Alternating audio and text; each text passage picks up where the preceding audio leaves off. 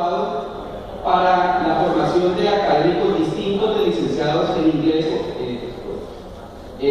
porque es un nivel, digamos, intermedio que permite solamente la comunicación. Por consiguiente, se sugiere que debe incorporarse un nivel de inglés técnico de la respectiva especialidad del licenciado que está en formación. Además del nivel B1, incorporar un nivel técnico del dominio técnico del inglés específico de su especialidad.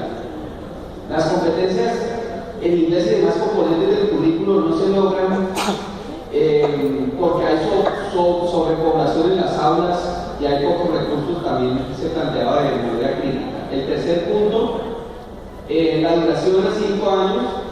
Básicamente la discusión en varias de las participaciones que hubo se considera que 5 años no puede ser un estándar razonable, sino más bien utilizar el sistema de créditos académicos que se referencia más internacionalmente, permite movilidad hacia universidades en diferentes países del mundo y que asimismo podría facilitar o adecuarse a los ritmos propios de aprendizaje y a la disponibilidad de tiempo de los estudiantes. Entonces, básicamente se sugiere que en lugar de hablar de 5 años como un estándar de duración de los programas, se estandarice basado en créditos académicos, y eso puede hacer que se demore un poco menos o de pronto un poco más dependiendo de las mismas posibilidades que tiene el estudiante. Y el punto 4, lo que tiene que ver con el componente de práctica, el concepto de práctica va más allá del aula, se dijo, debe pensarse en una base teórica, en incorporar en los currículos y en el uso de medios. La práctica requiere formación pedagógica, por lo tanto, si se va a adelantar el inicio de la práctica, se debe adelantar también la formación específica que permita adelantar esa práctica. Es decir, la teoría que le dé sustento, pero también la formación en didáctica y en pedagogía que le permita desarrollar esa práctica de manera adecuada. Por ende, eso implicaría un rediseño de las mallas curriculares de los programas. La práctica debe estar ligada a la investigación y con la formación profesional como maestro, asumiendo una responsabilidad social. Es decir, no la práctica solamente en la mecánica de cómo hacer clase en un determinado contexto, sino la práctica incorporando la responsabilidad social que tiene, que tiene el ejercicio del docente ante una sociedad. Nos decía una profesora de idiomas de la mesa que no se puede generalizar el inicio de la práctica para todas las licenciaturas, porque hay grandes diferencias que hacen inadecuadas para algunos programas. Por ejemplo, los programas de lenguas extranjeras, ella considera que el tercer semestre es muy temprano para iniciar la práctica, porque requiere una formación específica en el idioma específico que le permita tener un dominio y realizar la práctica de una forma adecuada. La práctica sí debe ser acompañada, pero hay otros comentarios, pero por respeto al tiempo, les agradezco mucho, apreciados compañeros de la mesa de trabajo migra. En este caso, que ofertan otras instituciones de educación superior, lo cual plantea un detrimento a nivel salarial.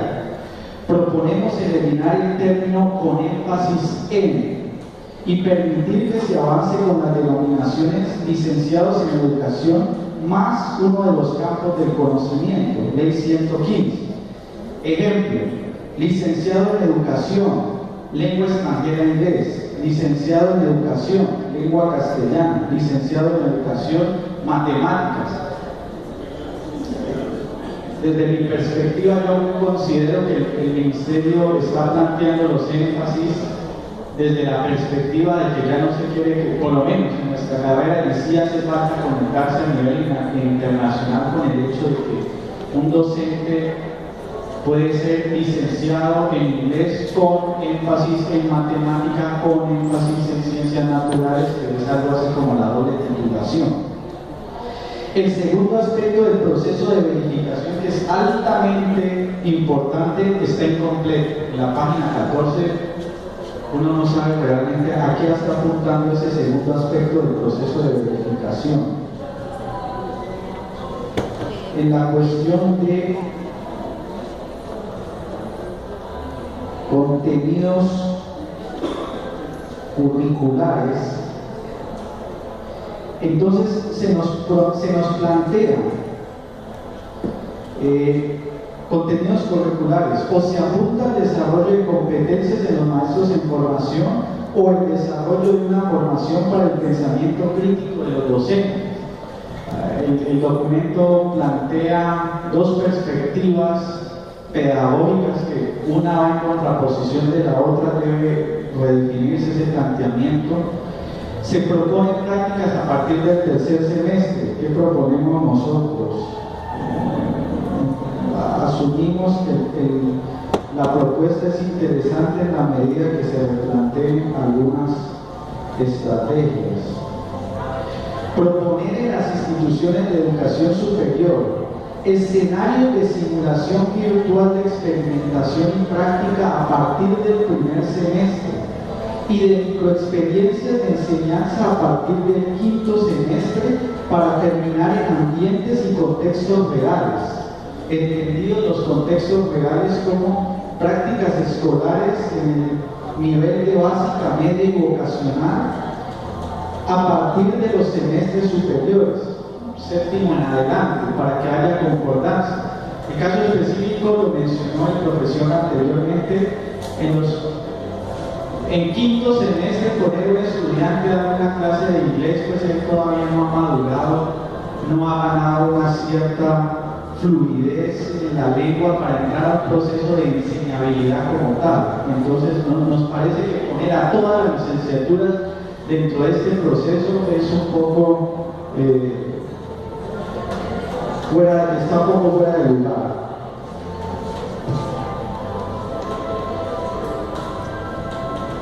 Asimismo,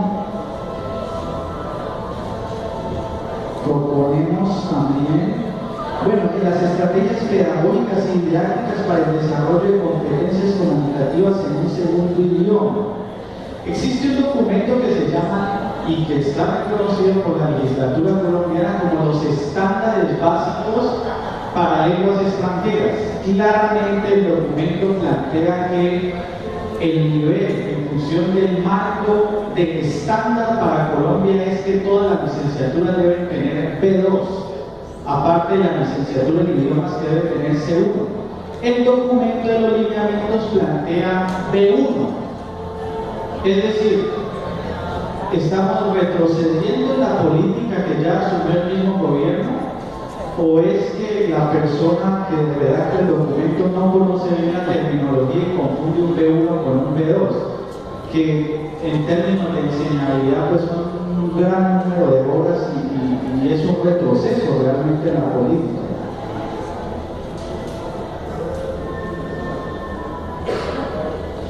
Otro aspecto que mencionamos ya como mesa de trabajo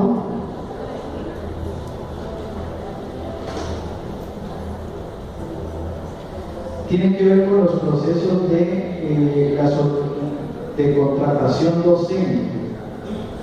Se ajustan mucho los términos de referencia de contratación docente en el sentido de que no logro encontrar la información aquí porque anteriormente había llenado todos los espacios y ya no encuentro exactamente dónde los colocamos como mesa, como trabajo.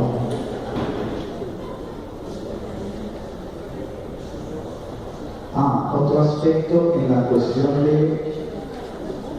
del mismo referente de competencias básicas. Se plantea un mejoramiento y redireccionamiento en función de los resultados de la saber pro.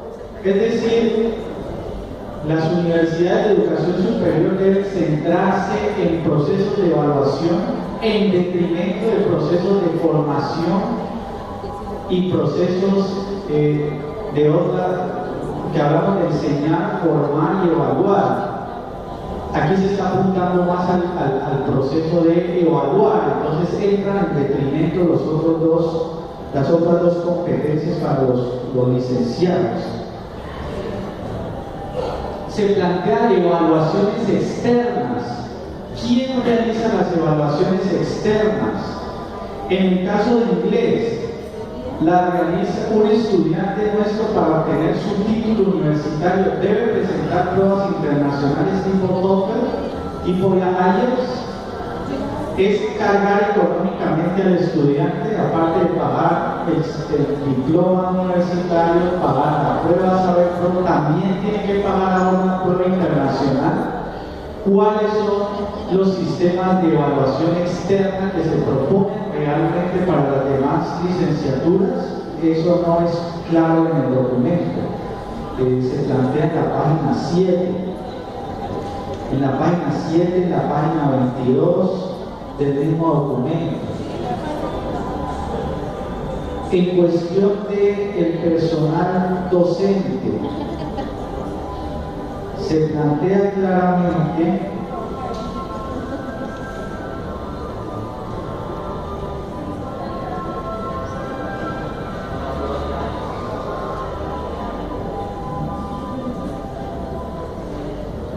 necesidad de contratar personal docente que tenga una amplia experiencia en el sector investigativo, que cuente con una amplia experiencia en el sector educativo, en educación preescolar, en educación básica, en educación media y en educación vocacional.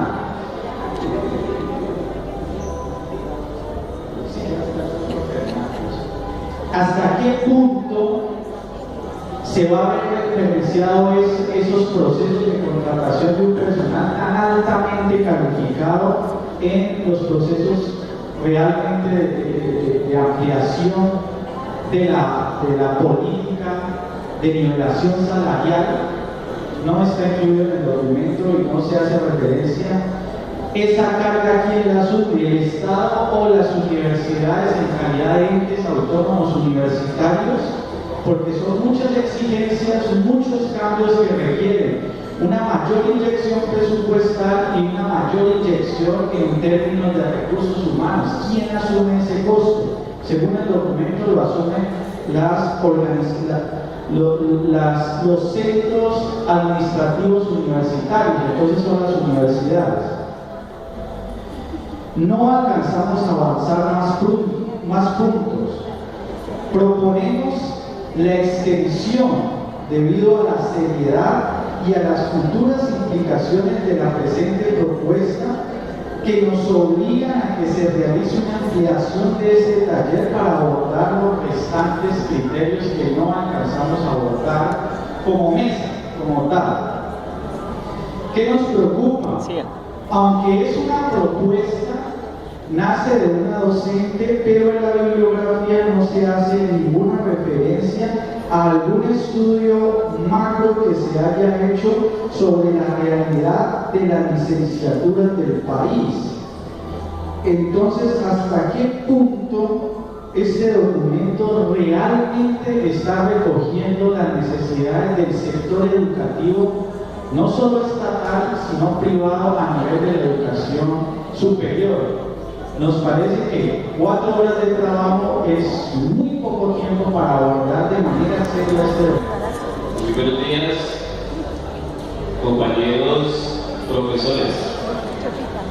Primero, nosotros dentro de la mesa sentimos un dolor de profesores.